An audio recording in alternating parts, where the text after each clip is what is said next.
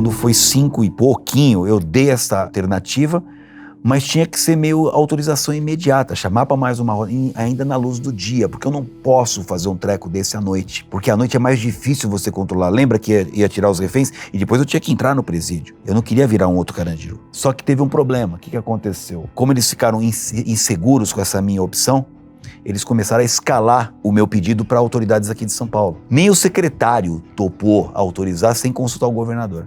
Até conseguir falar com o governador, né? Mas quando veio a ordem era 6:30 da tarde, quase 7 horas da noite. O governador autorizou.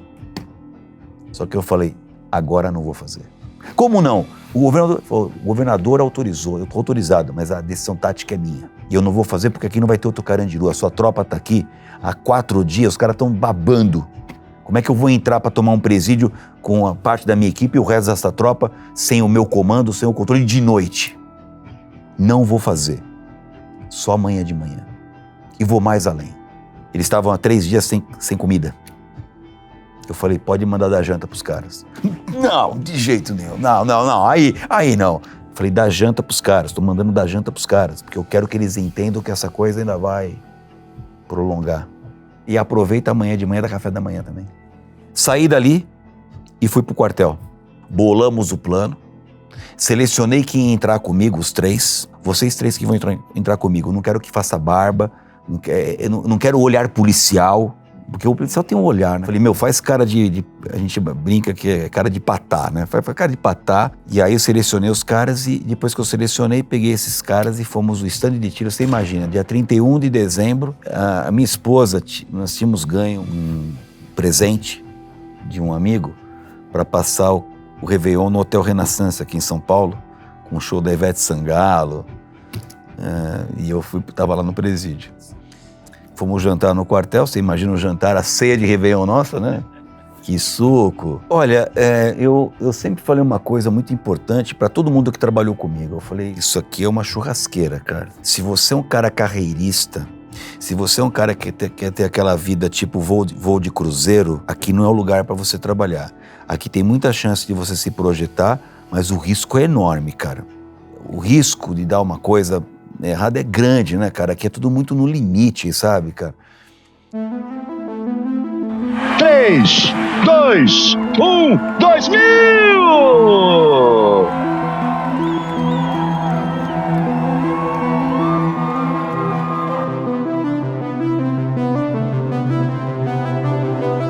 Aí que aconteceu? Fomos cedinho pra lá, 6 horas da manhã. Fomos pra lá, aí foi a hora que nós pegamos os uniformes, vamos colocar um uniforme, né? Lembra da calça, camisa, crachazinho também, crachazinho meio, né, disfarçado e tal, não sei o quê. Aí já tinha mandado dar café pros caras, o café foi tipo 6 horas da manhã, tava todo aquele relaxamento como se fosse mais um dia.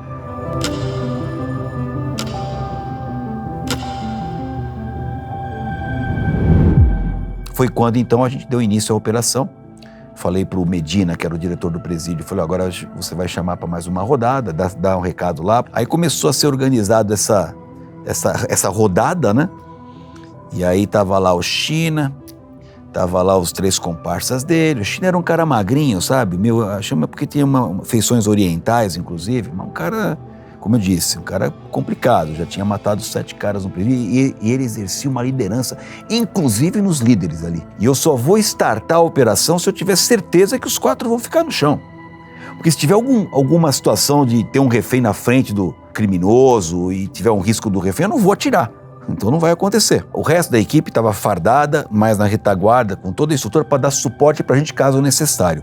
Mas quem entrou no meio dos áspis ali, você imagina um monte de funcionário aqui na grade, o diretor na frente da grade e um monte de gente ali, né? Algumas pessoas do próprio sistema ali, funcionários e tal.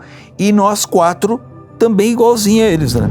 Entramos junto com os caras. Todo mundo de calça azul, camisa branca e nós entre eles. E nós também não pudemos entrar com a arma na mão. A gente entrou com a arma nas costas, abaixo da camisa. Qual era o cenário do outro lado? Tava o China com os 3 comparsas lá e 2 reféns. 2 reféns na frente da grade, assim, só que no meio da grade. Imagina a grade, assim, e os 2 reféns aqui, assim, segurando, e o China encostado na parede, de perfil, assim, conversando, meio folgado até, sabe? Conversando com o Medina aqui, assim, e os outros 2, a liderança, meio ali do lado. e 2 reféns no meio da grade. Eles costumavam ficar no cantinho. Se eles estivessem no cantinho, perto da parede, ficava mais fácil para mim, porque eu concentrava os 4 caras do GAT, os 3 mais eu, aqui, e a gente abria fogo sem ter refém correndo risco nenhum. Só que o problema é que os 2 ficaram no meio da grade. Aí tinha 2 presos do lado esquerdo dos reféns, um preso do lado do refém do lado direito e o China encostado na parede. Aí nós tivemos, nós 4, 2 ficaram de um lado e 2 ficaram do outro. E aí foi tudo na base do olhar. Eu tinha designado um desses caras, desses 4 caras que estavam comigo, era o meu melhor atirador, o cara que era um cara top. Eu falei, quando eu der o sinal para você, e o sinal vai ser o seguinte, qual vai ser o sinal? Vai ser um sinal não falado, que é o seguinte, o cenário de estar em condições de tiro. O que é condições de tiro? Os reféns sem estarem correndo risco na hora que a gente abrir fogo. Se o cenário se apresentar, eu vou olhar para você e você já vai saber que o cenário se apresentou. E a partir daí, o primeiro tiro é o seu e desencadeia os nossos tiros. Só que tinha um problema, faltava um refém. E se eu abro fogo, mato os 4, tiro os 2, aquele que está no fundo está morto. E o Medina sabia disso. Eu falei, só vou desencadear a operação se tiver os 3 reféns aqui.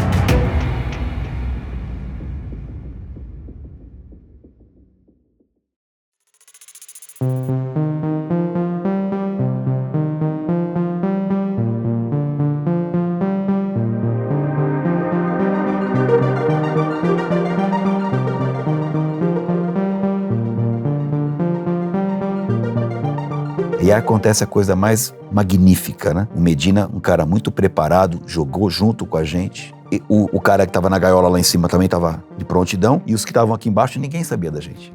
Mas como eles vieram de outras regiões, de outros presídios para apoiar essa história, era natural que um não conhecesse o outro. Ah, esse cara sai da onde veio? Do presídio de Prudente, enfim. Né?